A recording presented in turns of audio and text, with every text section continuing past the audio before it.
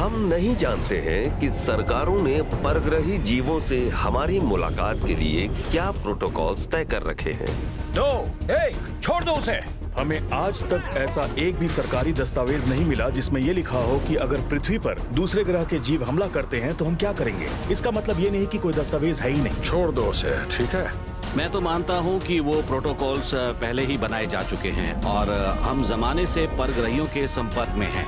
जाहिर है हम जिसे देख रहे हैं वो एक असली परग्रही जीव है। मेरा सवाल ये है कि हम क्या करेंगे।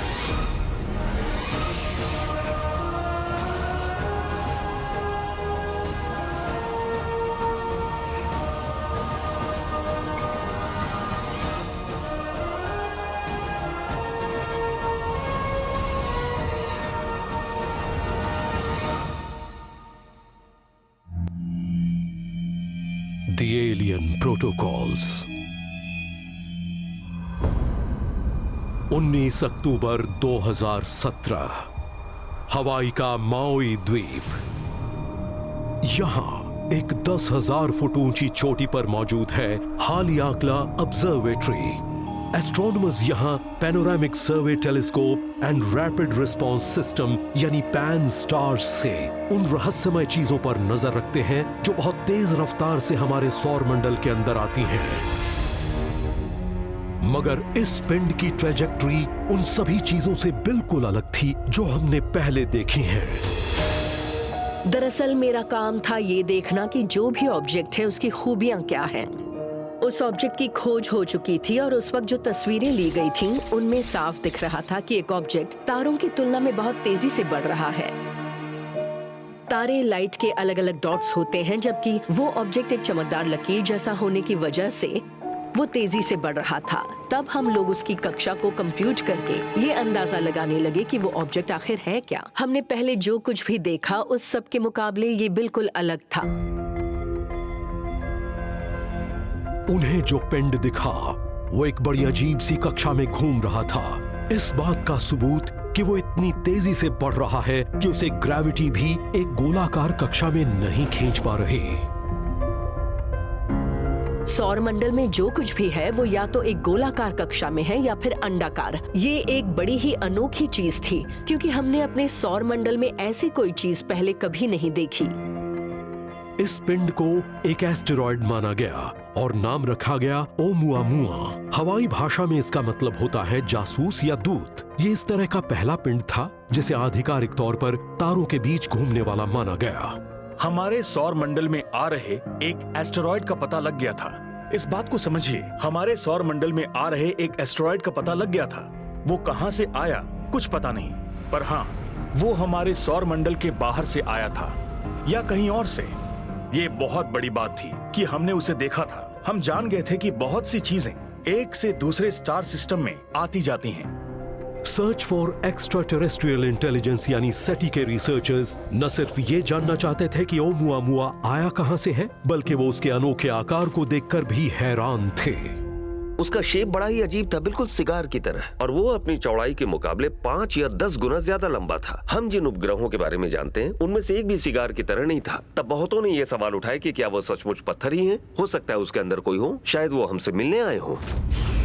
अगर मुझे कोई ऐसा यान बनाना पड़े जिससे एक से दूसरे तारे तक पहुंचने में कई सौ साल या हजारों साल या शायद लाखों साल लगने वाले हों, तो मैं सबसे पहले एक एस्टेरॉयड ढूंढूंगा जिसके ऊपर सारे मिनरल्स हों और मैं उसी को अपने पसंद के यान में बदल दूंगा। मुख्यधारा के आवी लोब जैसे एस्ट्रोनॉमर जो हार्वर्ड यूनिवर्सिटी के एस्ट्रोनॉमी डिपार्टमेंट के प्रमुख हैं, उन्होंने कहा कि ओमुआमुआ का सिगार जैसा आकार किसी यान का ऐसा बेहतरीन डिजाइन है जिससे वो अंतरिक्ष में कहीं भी जा सकता है। इसके बाद एंशिएंट एस्ट्रोनॉट थ्योरिस्ट्स और कुछ एस्ट्रोनॉमर्स ने ये पूछना शुरू कर दिया कि क्या वो एस्टेरॉयड या ग्रहिका असल में एक परग्रही यान है।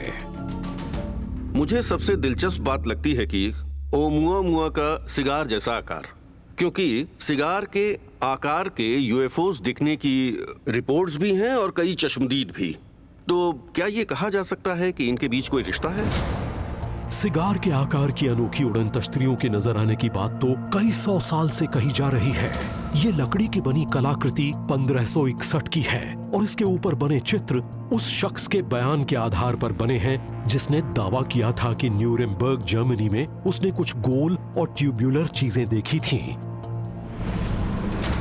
किसी उड़न तश्तरी की जो पहली फोटो ली गई थी उसमें भी 1870 में माउंट वॉशिंगटन न्यू हैम्पशायर के आसमान में उड़ती हुई एक लंबी सिलेंडर के आकार की चीज नजर आ रही है। आजकल तो सिगार के आकार की उड़न तश्तरियों के नजर आने की बात आम हो गई है और उन अनोखी चीजों को ही उड़न तश्तरी या यूएफओ कहते हैं। क्या ये संभव है कि एक उपग्रह को खोखला किया गया हो और उसी से एक अंतरिक्ष यान बनाकर उसे एक खास कक्षा में या एक अलग ट्रेजेक्टरी पर भेज दिया गया हो? ओमुआमुआ के अंदर क्या था, इसका तो बस अंदाजा ही लगाया जा सकता है। ओमुआमुआ जैसी चीजों की खोज ने वाकई वैज्ञानिक समाज की सोच को झकझोर दिया था, क्योंकि मैंने अपनी जिंदगी में पहली बार किसी एस्ट्रोनॉमर को ये कहते सुना था कि हमारे सौर मंडल में जो उड़ती हुई चीज नजर आई थी वो एक परग्रही यान हो सकती है। मैं ये नहीं कह रहा, एक एस्ट्रोनॉमर ने ये कहा है। हो सकता है कि ओमुआमुआ एक अफवाह हो, लेकिन वो सच भी हो सकता है। उससे कम से कम एक बात तो पता लग ही गई है कि हमें एक प्रोटोकॉल चाहिए। हमें भी ये पता होना चाहिए कि हम क्या देख रहे हैं और उसके बारे में हमारी क्या प्रतिक्रिया होनी चाहिए। ये हमारे लिए खतरे की घंटी थी, क्योंकि हमें अब ये पता लग गया था कि वाकई अगर ऐसी कोई घुसपैठ होती है तो ऐसे में हमें क्या करना होगा। क्या हम इंसानों ने कोई ऐसी योजना बना रखी है कि अगर कोई यान परग्रही जीवों के साथ पृथ्वी पर आता है तो हम क्या करेंगे? और अगर बनाई है तो उसके प्रोटोकॉल्स क्या हैं और उसे लागू करने की जिम्मेदारी किसकी है? इंटरनेशनल एकेडमी ऑफ एस्ट्रोनॉटिक्स ने एक दस्ता बना रखा है जिसका नाम है पोस्ट डिटेक्शन टास्क ग्रुप और मैं कई साल तक उसका प्रमुख रहा। उसमें कुछ आम लोग थे जिनका काम था ये सोचना कि अगर हमें कभी कोई अनोखा सिग्नल मिलता है या कोई परग्रही टेक्नोलॉजी नजर आती है तो हम क्या करेंगे, हमारा अगला कदम क्या होगा, हम किसे बताएंगे, हमारी क्या प्रतिक्रिया होगी और समाज पर उसका क्या असर होगा। 1989 में सेटी के साथ काम कर रहे इंटरनेशनल एकेडमी ऑफ एस्ट्रोनॉटिक्स ने एक लेख जारी किया जिसका शीर्षक था परग्रही जीवों के नजर आने के बाद क्या करना चाहिए। इसमें लिखा था कि अगर कहीं किसी परग्रही के मौजूद होने की पुष्टि हो जाए तब सबसे पहले यह फैसला करना होगा कि कौन सी सरकार या वैज्ञानिक संगठन उसके साथ बातचीत शुरू करेगा ताकि हालात ऐसे न बन जाएं कि पूरी दुनिया अपना अपना दावा पेश करने लगे। सेटी के प्रोटोकॉल सिर्फ एस्ट्रोनॉमिकल कम्युनिटी पर ही लागू होते हैं, मगर बहुत से खिलाड़ी उसके दायरे से बाहर हैं। सेटी के प्रोटोकॉल्स भले ही एस्ट्रोनॉमर्स पर लागू होते हों, पर वो सरकारों पर नहीं होते और वो कानूनी रूप से बाध्य भी नहीं कर सकते। कोई किसी रेडियो एस्ट्रोनॉमर या किसी और को ये नहीं कह सकता कि वो ट्रांसमिट ना करे। अमेरिका और दूसरे बड़े देशों ने भी ये फैसला किया था कि उस मकसद से रेडियो टेलीस्कोप्स के इस्तेमाल पर पाबंदी होनी चाहिए, लेकिन नॉर्थ कोरिया जैसे देशों को रोकने का कोई तरीका नहीं। हम इसके ऊपर निगरानी नहीं कर सकते, इसलिए हमें बहुत ध्यान से इस बारे में सोचना होगा कि अगर इस तरह की कोई घटना वाकई होती है तो उसके अंजाम क्या होंगे। अगर पृथ्वी पर रहने वाले किसी इंसान का संपर्क या उसकी बातचीत किसी दूसरी दुनिया के एक बुद्धिमान जीव से होती है तो क्या दुनिया की सरकारों के पास ऐसा कोई प्रोटोकॉल नहीं है जिससे वो स्थिति का सामना कर सके? ऐसे प्रोटोकॉल्स जो सिर्फ एक देश पर ही नहीं पूरी दुनिया पर लागू होते हो। मैंने अपनी जिंदगी के 4 बड़े अहम साल एक किताब की रिसर्च पर लगा दिए, जिसके लिए मैं और मेरे साथी एक प्रोटोकॉल बनाने की कोशिश कर रहे थे कि अगर हम पर परग्रहियों ने हमला कर दिया तो हम क्या करेंगे। इसलिए हमने उसे हर तरफ ढूंढा और कई डेटाबेसेस को खंगाल डाला, मगर हमें एक भी ऐसा सरकारी दस्तावेज नहीं मिला जिसमें यह लिखा हो कि अगर हमारे ऊपर परग्रही हमला करते हैं तो हम क्या करेंगे। इसका मतलब ये नहीं कि कोई दस्तावेज है ही नहीं।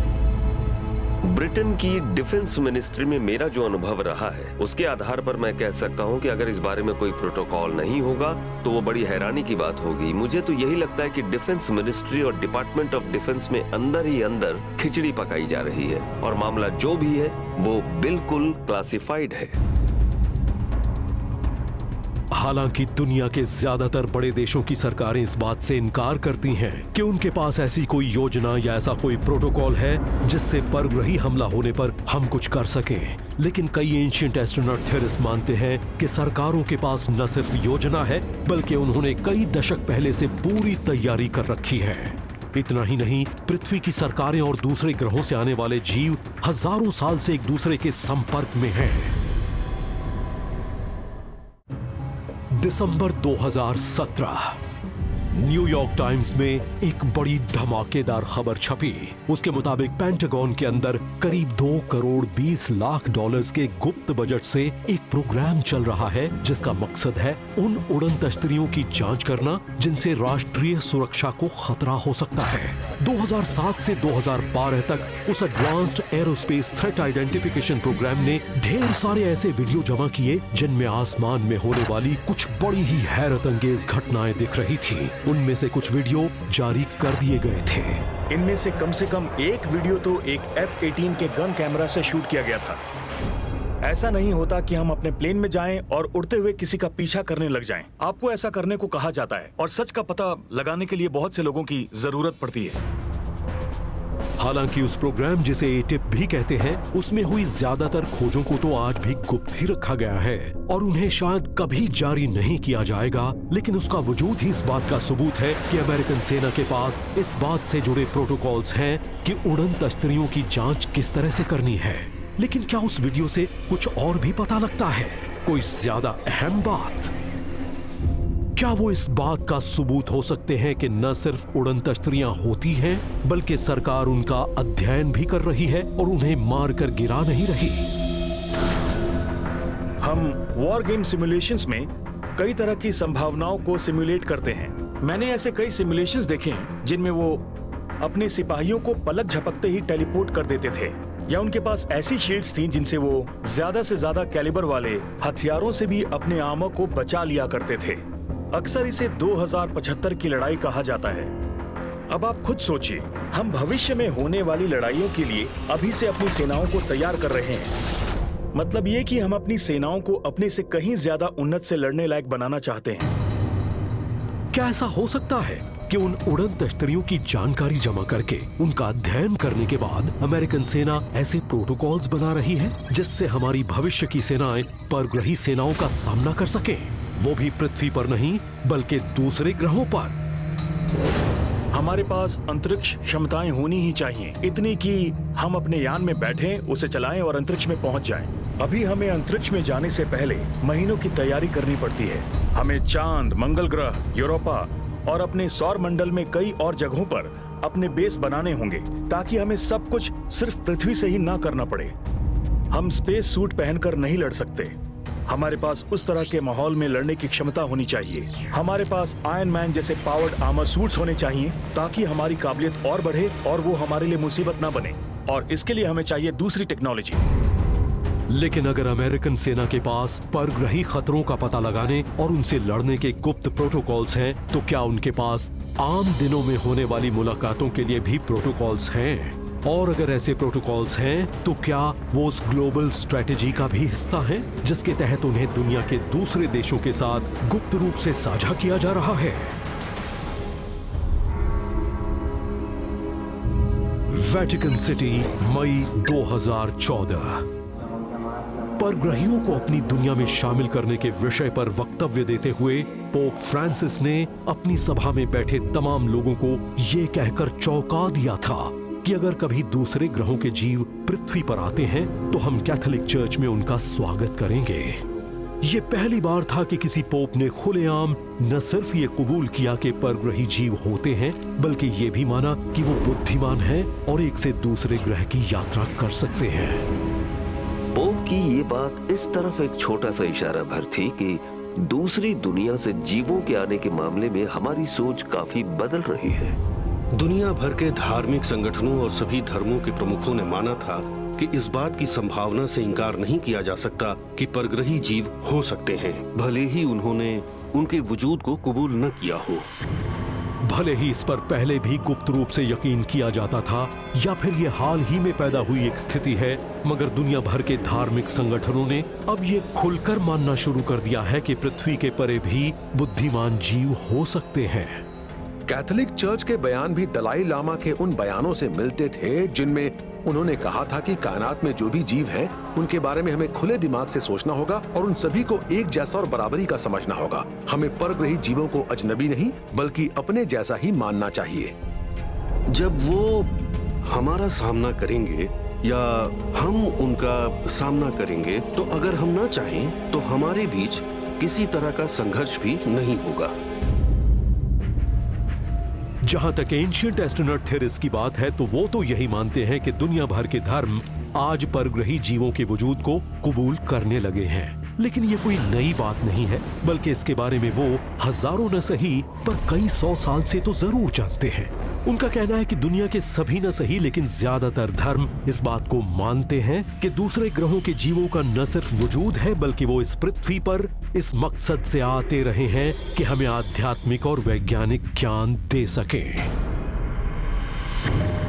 1999 में नासा का एक लेख छपा, the societal implications of astrobiology.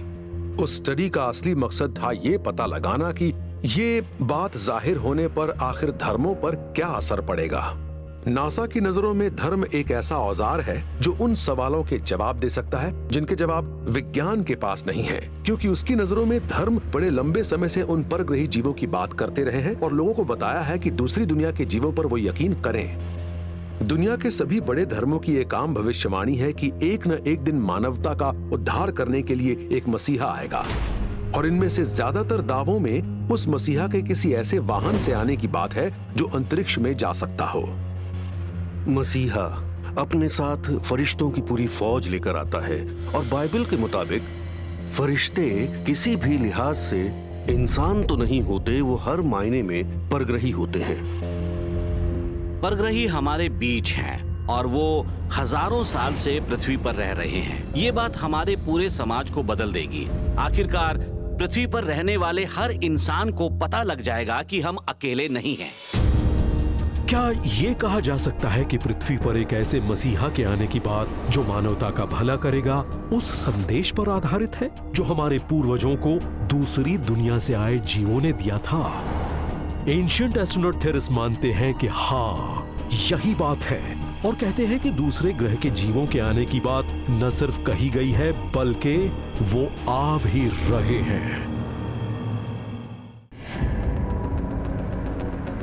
मार्च 2018, लेखक और रिसर्चर एंड्रू कॉलिंस एक बड़ी ही अनोखी चीज देखने शेफील्ड, इंग्लैंड गए। हाय गाइस, हाय, मैं हूं कैसे हैं? Andrew Collins. Hi Milton. यहाँ वो माइक्रोबायोलॉजिस्ट मिल्टन वेनराइट और इंजीनियर क्रिस रोज से मिल रहे हैं, उस रिसर्च टीम के 2 सदस्यों से जो ये मानती है कि जीवन की शुरुआत पृथ्वी पर नहीं बल्कि अंतरिक्ष में हुई थी और उसके बीज पैनस्पर्मिया नाम की एक प्रक्रिया के जरिए पृथ्वी पर आए थे। मगर ये थ्योरी आज की नहीं बल्कि 5वीं सदी ईसा पूर्व की है। उस थ्योरी के मुताबिक सूक्ष्म जीव ब्रह्मांड की एक से दूसरी जगह जा सकते हैं और वो कई बार पृथ्वी के वायुमंडल को भी पार कर लेते हैं। आपने जो चौंकाने वाली खोजें की हैं उसके बारे में प्लीज बताइए। 2000s की शुरुआत में मैं अपने सहयोगी चंद्र विक्रमा सिंघे के साथ भारत से कुछ बलून्स लॉन्च कर रहा था। वो बलून्स जमीन से करीब 41 किलोमीटर ऊपर से हवा के नमूने जमा कर रहे थे। उनसे पता लगा कि वो जीव लगातार पृथ्वी पर आ रहे हैं। पैनस्पर्मिया असल में बड़ी साधारण सी बात है। इसका सीधा सा मतलब है कि जीवन अंतरिक्ष से पृथ्वी पर आया। उसका जन्म यहाँ नहीं हुआ बल्कि वो अंतरिक्ष से आया था। और पैनस्पर्मिया के बारे में मैंने जो खोज की है उससे भी यही पता लगता है कि वो जीव अभी भी अंतरिक्ष से पृथ्वी पर आ रहे हैं। अच्छा ये बताइए कि आप ये नमूने कैसे जमा करते हैं? तो ये है हमारा बलून जो हाइड्रोजन गैस की बदौलत हवा में आसानी से उड़ता है। तो ये है हमारा कैप्चर मैकेनिज्म। इससे एनवायरनमेंट में मौजूद छोटे छोटे मेटल स्टब्स एक्सपोज हो जाते हैं। तो आप ये पता लगाने की कोशिश कर रहे हैं कि वो माइक्रोब्स ऊपरी वायुमंडल से आते हैं, पृथ्वी से नहीं, है ना? बिल्कुल सही। सारे क्रिटिक्स कहते हैं कि वो जीव पृथ्वी के ही हैं क्योंकि हम जीवों से घिरे हुए हैं, मगर हमारे पास कई ऐसे सबूत हैं जिनसे पता लगता है कि वो मटेरियल पृथ्वी का नहीं है, वो अंतरिक्ष से आया है। कमाल की बात है। क्या इनमें से कोई कभी नष्ट भी हुआ है? नहीं, आज भी हम उसकी उम्मीद नहीं कर रहे। बस दुआ कीजिए। बढ़िया। ये टीम बलून को उस जगह पर ले आई है जहां से उसे लॉन्च करना है। ये पृथ्वी से 37 किलोमीटर या 23 मील ऊपर आसमान में जाएगा। सब लोग तैयार है ना? एंड्रू, आप गिनती शुरू कीजिए प्लीज। 5, 4, 3, 2, 1, छोड़ दो उसे। चला गया। जब ये बलून पृथ्वी के स्ट्रेटोस्फीयर के अंदर अपनी निर्धारित जगह पर पहुंचता है तो इसका कैप्चर मैकेनिज्म उन सूक्ष्म जीवों के नमूने जमा करने लगेगा जो पृथ्वी के नहीं हैं, और नमूने जमा करने के बाद बलून फट जाएगा और उसका कैप्चर मैकेनिज्म एक पैराशूट के जरिए सुरक्षित पृथ्वी पर लौट आएगा। ये टीम जीपीएस ट्रैकिंग की मदद से पता लगाती है कि मैकेनिज्म कहां गिरा है। उसे ढूंढने के बाद फौरन एक सील्ड कंटेनर में नमूने रख दिए जाते हैं। उसके साथ पृथ्वी के सूक्ष्म जीव नहीं मिल पाते।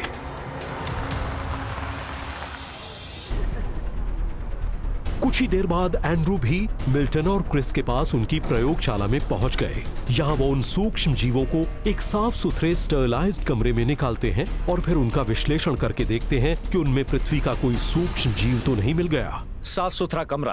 आप इसका स्टेरिलाइजेशन कैसे करते हैं? इस प्रक्रिया के पीछे के प्रोटोकॉल्स क्या हैं, बताएंगे? सबसे जरूरी काम है अंदर की हवा को स्टेरिलाइज करना। इस बात का ध्यान रखना कि अंदर की हवा में कोई माइक्रो ऑर्गेनिज्म ना हो। हवा बिल्कुल साफ होनी चाहिए।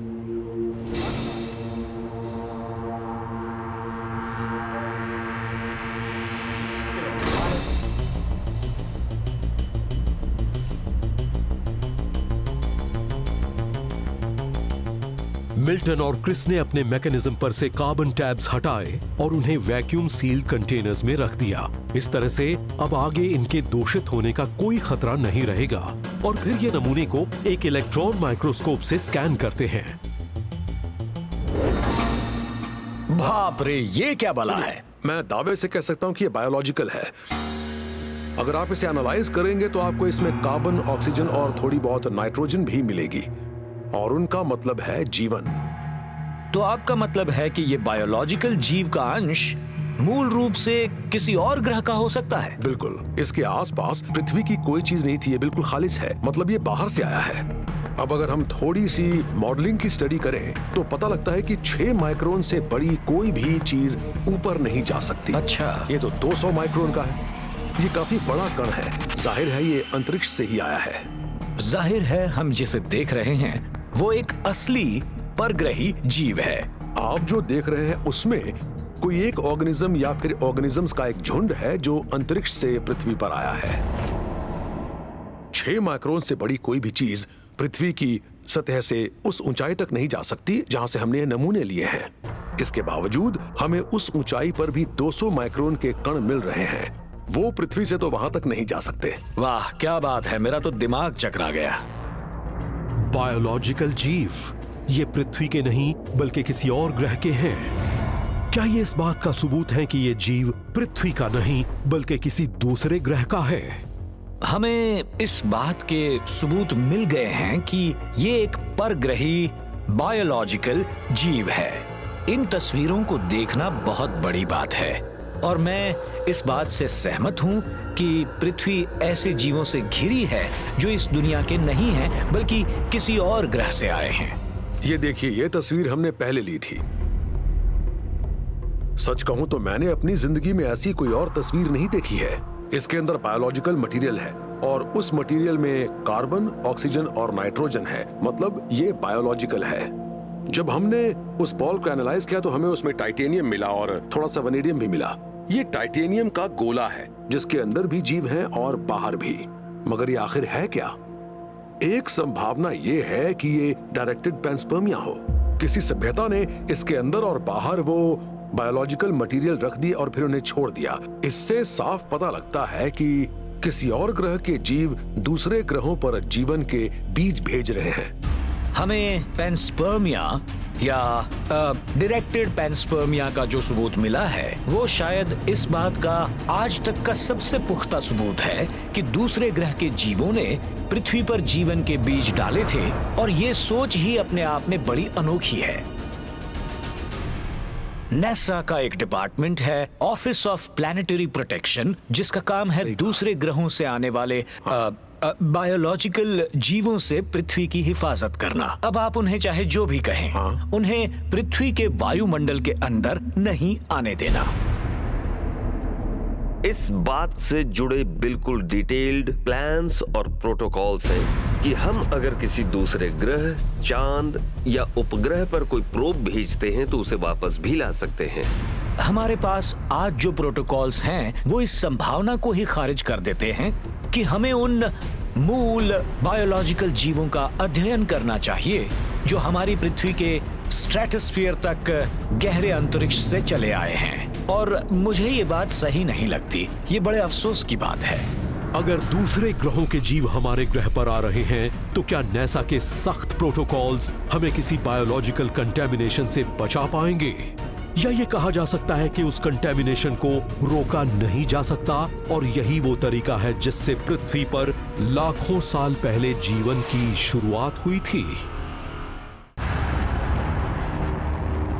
4 अक्टूबर 1957 सोवियत यूनियन ने स्पुतनिक 1 लॉन्च किया।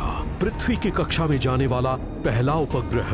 उसकी कामयाबी ने दुनिया को दंग कर दिया और फिर अमेरिका भी फौरन हरकत में आया। इसके साथ ही अंतरिक्ष की रेस शुरू हो गई और तब बनी नासा, सरकार की पहली ऐसी एजेंसी जिसका काम न सिर्फ इंसान को अंतरिक्ष में पहुंचाना था बल्कि उसने 1969 तक एक इंसान को चांद पर भी पहुंचा दिया।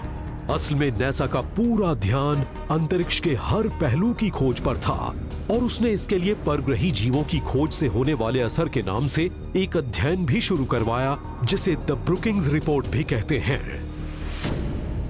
ब्रुकिंग्स इंस्टीट्यूट रिपोर्ट सिर्फ ये सवाल नहीं उठाती कि क्या परग्रही सचमुच है, उसने इस बात पर सवाल उठाया कि अगर वो हमें मिल गए तो क्या होगा। परग्रही जीवों की खोज का बड़ा ही गहरा असर होगा और वो असर समाज के हर स्तर पर भी होगा। Politics, economics, religion, technology, science, हर बात पर असर होगा। द ब्रुकिंग्स रिपोर्ट में साफ तौर पर कहा गया है कि सरकार धीरे धीरे उस जानकारी को जाहिर करेगी ताकि आम लोग भी सांस्कृतिक रूप से परग्रही जीवों के बारे में जान सकें।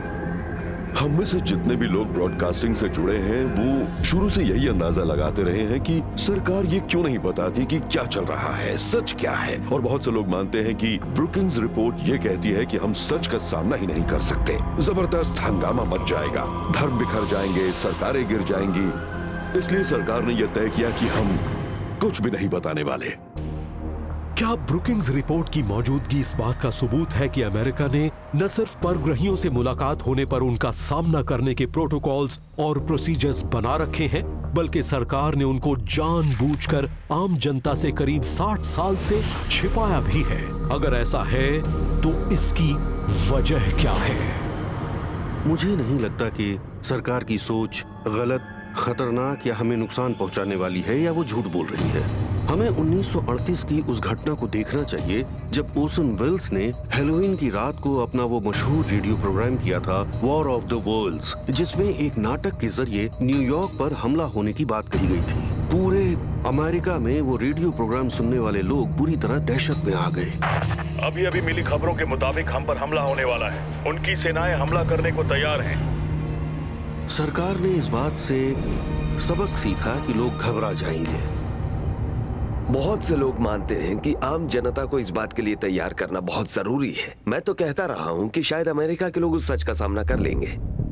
अगर सरकार ज्यादा खुलकर बात करे तो अच्छा होगा कि पहले जो हो चुका है उससे उन्होंने क्या सीखा, आज उसका क्या असर हो रहा है और भविष्य में क्या करेंगे। हालांकि अमेरिका की सरकार यही दावा करती है कि उसने उनके साथ पहली मुलाकात के लिए प्रोटोकॉल्स नहीं बनाए हैं, लेकिन अब ये बात राज नहीं रह गई कि सरकार परग्रही जीवों से संपर्क करने की संभावनाओं का पता लगा रही है। केप कनेवरल, फ्लोरिडा, 5 सितंबर 1977। नासा ने अपना वॉयेजर 1 प्रोब लॉन्च किया। उसका मकसद था बृहस्पति, शनि, यूरेनस और नेपच्यून ग्रहों पर जाना और वहां से जरूरी जानकारी भेजना। लेकिन वॉयेजर 1 को जो जानकारियां जमा करनी थी उनमें सबसे दिलचस्प थी वो जानकारी जो वो अपने साथ ले जा रहा था। 2 वोयेजर अंतरिक्ष यान 1977 में भेजे गए और उनका मिशन था हमारे सौर मंडल के बाहरी हिस्से से जानकारी जमा करना। दोनों ही हमेशा के लिए हमारे सौर मंडल के बाहर जाने वाले थे, वो कभी नहीं लौटेंगे। इसी वजह से नासा ने कार्ल को बुलाया ताकि वो उन दोनों वोयेजर यानों पर एक संदेश लिख सके। मशहूर एस्ट्रोनॉमर कार्ल सेगन के नेतृत्व में विशेषज्ञों की एक टीम ने वॉयेजर का गोल्डन रिकॉर्ड बनाया, जिसमें पृथ्वी के लोगों की तरफ से दूसरे ग्रहों के जीवों के लिए एक स्वागत संदेश था और उसे वही जीव पढ़ सकते थे जो इतने बुद्धिमान हो कि उसे डिकोड कर सके। मैंने करीब 5 साल तक कार्ल के साथ काम किया था। हम दोनों यही जानना चाहते थे कि क्या ब्रह्मांड में और भी बुद्धिमान जीव हैं और उनसे संपर्क कैसे करें। मैं सही वक्त पर सही जगह पर था क्योंकि वो एक ऐसी छोटी टीम बना रहे थे जो वो संदेश तैयार कर सके। मैं उस प्रोजेक्ट का डिजाइन डायरेक्टर था और मेरा काम था फ्रैंक ड्रेक के साथ डिजाइनिंग करना और ऐसे फोटोग्राफ्स और डायग्राम्स का इस्तेमाल करना जिनसे पता लग सके कि पृथ्वी और इंसान कैसे होते हैं। गोल्डन रिकॉर्ड ने इस सोच को जन्म दिया कि अगर हमारा सामना कभी किसी और बुद्धिमान सभ्यता से होता है तो हम किस तरह से उन्हें बता सकते हैं कि हम कैसे हैं, हम खुद को कैसे रिप्रेजेंट करेंगे। गोल्डन रिकॉर्ड में पृथ्वी को खुशहाली भरे दिनों में दिखाया गया है। बड़ा बेहतरीन संगीत है, कई बड़े बड़े खूबसूरत चेहरे हैं जो कह रहे हैं हेलो। यहाँ ना जंग है, ना गरीबी, ना ही नाइंसाफी। मगर सबसे बड़ी बात तो ये है कि हम उसे किसी परग्रही को दिखाएंगे कैसे। अगर हम भूख से बेहाल किसी बच्चे को देखते हैं तो खुद भी बड़े दुखी हो जाते हैं, मगर बच्चे को कैसा होना चाहिए शायद वो ये नहीं जानते। इस लिहाज से मुझे लगता है कि ये जरूरी है कि हम एक ऐसी चीज बनाएं जो हमारी कहानी बयां कर सके, हमारी पृथ्वी की कहानी, हमारे जीवन की कहानी, हम इंसानों की कहानी और साथ ही हमारे भविष्य की कहानी। अगर हमें किसी और बुद्धिमान सभ्यता से कोई संदेश मिलता है तो उसका जवाब देने के लिए क्या प्रोटोकॉल्स होंगे, इसके बारे में अलग अलग एक्सपर्ट्स की अलग अलग राय है। कुछ लोग मानते हैं कि हमें अपना बेहतरीन रूप पेश करना चाहिए, जबकि कुछ लोगों की राय है कि हमें इंटरनेट पर अपने स्याह रूपों को भर देना चाहिए ताकि साफ साफ ये पता चल सके कि एक प्रजाति के तौर पर हम कैसे हैं। क्या नासा का कार्ल सेगन के गोल्डन रिकॉर्ड को बनाने और उसे लागू करने से जुड़ना इस बात का सबूत है कि सरकार भी मानती है कि ब्रह्मांड में दूसरे बुद्धिमान जीव हैं? अगर ऐसा है तो क्या इसकी वजह सिर्फ एक वैज्ञानिक अंदाजा है या परग्रही जीवों से पहले हो चुकी मुलाकात के आधार पर बनाई गई एक ठोस सोच है? इसका जवाब देने के लिए एंशिएंट एस्ट्रोनॉट थियरिस्ट्स उन कोशिशों की तरफ इशारा करते हैं जो परग्रही जीवों से संपर्क करने के लिए सरकार काफी समय से कर रही है। वॉशिंगटन डीसी 24 मार्च 1961। द ब्रुकिंग्स रिपोर्ट सरकार का पहला ऐसा दस्तावेज थी कि अगर हमारा सामना कभी परग्रही जीवों से हो तो हमें क्या करना चाहिए। इससे जुड़े प्रोटोकॉल्स को house committee on science and astronautics में और फिर कांग्रेशनल रिकॉर्ड में पेश किया गया। लेकिन एंशिएंट एस्ट्रोनॉट थियरिस्ट मानते हैं कि इस तरह के प्रोटोकॉल्स नए नहीं थे, बल्कि वो तो तभी से थे जब प्रेसिडेंट हैरी ट्रूमन ने सन 1947 में रॉसवेल की मशहूर घटना की जांच के आदेश दिए थे। ट्रूमन ने अपने एडमिनिस्ट्रेशन के अंदर ही उस वक्त के वैज्ञानिकों और सेना के लोगों के साथ साथ व्यापारियों से बात करके एक ग्रुप बनाया, मैजेस्टिक 12 MJ12, जिसका काम था रिसर्च करके उन्हें रिपोर्ट देना। बाहर के लोगों को कोई जानकारी नहीं थी यूएफओज या ईटीज के बारे में। वो हादसों या उनसे मिली लाशों के बारे में कुछ नहीं जानते थे। एक दस्तावेज था मैजेस्टिक 12 स्पेशल ऑपरेशंस मैनुअल, जिसमें साफ साफ लिखा था कि सेना के एक अधिकारी या जवान को तब क्या करना है जब उसका सामना हादसे का शिकार हुए किसी यूएफओ से हो। उसे उसमें मौजूद जिंदा या मुर्दा परग्रही के पास जाना है और किस तरह से लाश को ठिकाने लगाना है। ये बड़े व्यापक प्रोटोकॉल्स थे और साफ साफ लिखा था कि अगर किसी परग्रही से सामना हो जाए तो क्या करना है। Aerospace engineer doctor Robert would उन लोगों में से एक हैं जिन्होंने सबसे पहले MJ12 दस्तावेज की जांच की थी। उन्होंने उस दस्तावेज में दिए गए यान के ब्यौरे के आधार पर यह कहा कि स्पेशल ऑपरेशंस मैनुअल बिल्कुल सही है। स्पेशल ऑपरेशंस मैनुअल, कई लिहाज से बड़ा ही अच्छा था। उसमें यूएफओस के 4 अलग अलग आकारों के बारे में विस्तार से लिखा था। इसके अलावा उसमें दूसरे ग्रहों के बायोलॉजिकल जीवों की बात भी थी। मैजेस्टिक 12 ने बड़े साफ तरीके से दूसरे ग्रहों के बायोलॉजिकल जीवों की बात की थी और उनके बारे में लिखा था। उसका चैप्टर 5 है एनकाउंटर्स, और एनकाउंटर्स सिर्फ किसी सैनिक ठिकाने या किसी ऐसी गुप्त जगह पर ही हो सकता है जिसके बारे में दोनों पक्ष सहमत हो।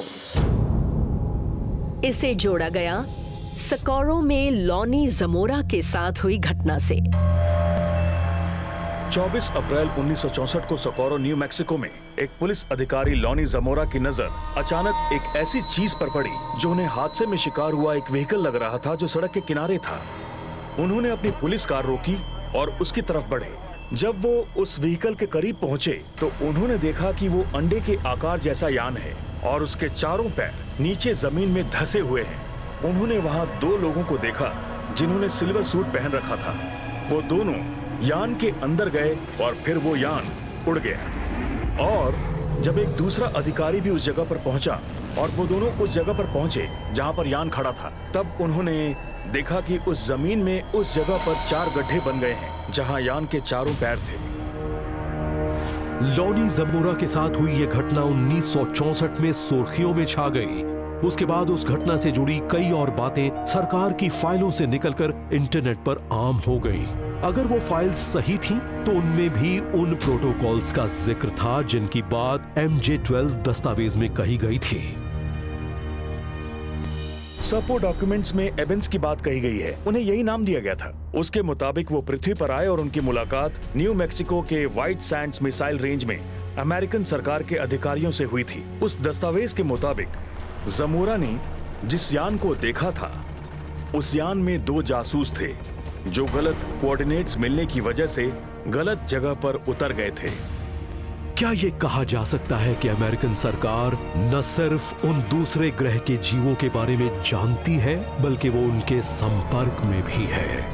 एंशिएंट एस्ट्रोनॉट थेरेस के मुताबिक सरकार को पता है और शायद यूनाइटेड नेशंस ने भी उन परग्रही जीवों के लिए अपना एक राजदूत नियुक्त किया था। सितंबर 2010, दुनिया भर के न्यूज संगठनों ने खबर दी कि यूनाइटेड नेशंस के office of outer space affairs ने परग्रही जीवों से पहली बार सामना होने पर क्या करना है, इस विषय पर आम लोगों के लिए कई प्रोटोकॉल्स जारी किए हैं। लेकिन फिर कुछ दिनों बाद ये कहानी बड़े रहस्यमय तरीके से अचानक ही गायब हो गई। जब हमने इसके बारे में और जानकारी पाने की कोशिश की तो यूनाइटेड नेशंस के अधिकारियों ने साफ मना कर दिया। यूनाइटेड नेशंस ने घोषणा की थी कि वो परग्रहियों से संपर्क के मामले में कुछ प्रोटोकॉल्स जारी करने वाला है, मगर वो आज तक हमें नहीं मिले हैं। लेकिन उनकी घोषणा नहीं होने का मतलब ये नहीं है कि वो हैं ही नहीं। मैं तो मानता हूँ कि वो प्रोटोकॉल्स बनाए जा चुके हैं और हम पहले से परग्रहियों के संपर्क में हैं। यूनाइटेड नेशंस ने साफ साफ कहा कि आप हमारे पास ऐसे सवाल लेकर तभी आए जब पूरी दुनिया उसके बारे में एक मत हो। लेकिन दुनिया भर का एक मत होना बहुत मुश्किल है। मान लीजिए कल कोई परग्रही हमारे सामने आए और कहे मुझे अपने लीडर के पास ले चलो, जैसा फिल्मों या कहानियों में होता है, तो हम उसे किसके पास ले जाएंगे? कुछ लोग कहेंगे कि यूएन के सेक्रेटरी जनरल के पास। नहीं, उनसे शायद बात नहीं बनेगी। हो सकता है वो ये देखें कि दुनिया में सबसे बड़ी इंडस्ट्रियल मशीन किसके पास है। तब मेरे हिसाब से वो होंगे अमेरिकन प्रेसिडेंट या फिर रशियन प्रेसिडेंट या चाइनीज प्रेसिडेंट। इन सबको इस मुद्दे पर एक साथ होना होगा। लेकिन क्या वो बुद्धिमान जीव टेक्नोलॉजी के मामले में भी उतने उन्नत होंगे कि पृथ्वी तक का सफर कर सके? और तब किनके प्रोटोकॉल ज्यादा काम आएंगे, हमारे या उनके? अब हम कम से कम ये तो मान रहे हैं कि दुनिया भर में दूसरे ग्रहों के जीव मौजूद हैं और अब हमें ये देखना होगा कि कहीं उन परग्रही जीवों के अपने प्रोटोकॉल्स तो नहीं हैं, क्योंकि इस बात में कोई शक नहीं कि उनके प्रोटोकॉल्स हमारे प्रोटोकॉल से कहीं ज्यादा सोफिस्टिकेटेड होंगे। हमें उनके कहे मुताबिक उनसे बात करनी होगी, या जब हम अंतरिक्ष में जाएंगे तो दूसरे परग्रही जीवों से उनके मुताबिक बात करनी होगी। क्या जो दोनों दुनिया मिलने वाली हैं वो एक दूसरे से मिलने लायक हैं? मैं तो कहूंगा हाँ, क्योंकि हम ठीक वहीं से आए हैं क्योंकि नेटिव अमेरिकन कल्चर में 13 बसी हुई दुनिया या ग्रहों का जिक्र है। उनमें हमारी पृथ्वी सबसे नई है। इसे बच्चों का ग्रह कहा जाता है। और बच्चा क्या करता है? मेरे ख्याल से बच्चे हमारी बात सुनते हैं और उन बातों से सीखते हैं। अब समय आ गया है कि हम अपने अतीत को करीब से देखें और अपनी परंपराओं से जानें कि हम कभी भी अकेले नहीं थे। नासा बड़ी शिद्दत से मंगल ग्रह पर अंतरिक्ष यात्री भेजने की तैयारी कर रहा है, मगर हमें ये नहीं भूलना चाहिए कि हम इंसान भी दूसरे ग्रहों पर दूसरी दुनिया के जीव ही होंगे। और जब हमें पता लगेगा कि इस ब्रह्मांड में हम अकेले नहीं हैं, तब हम क्या करेंगे?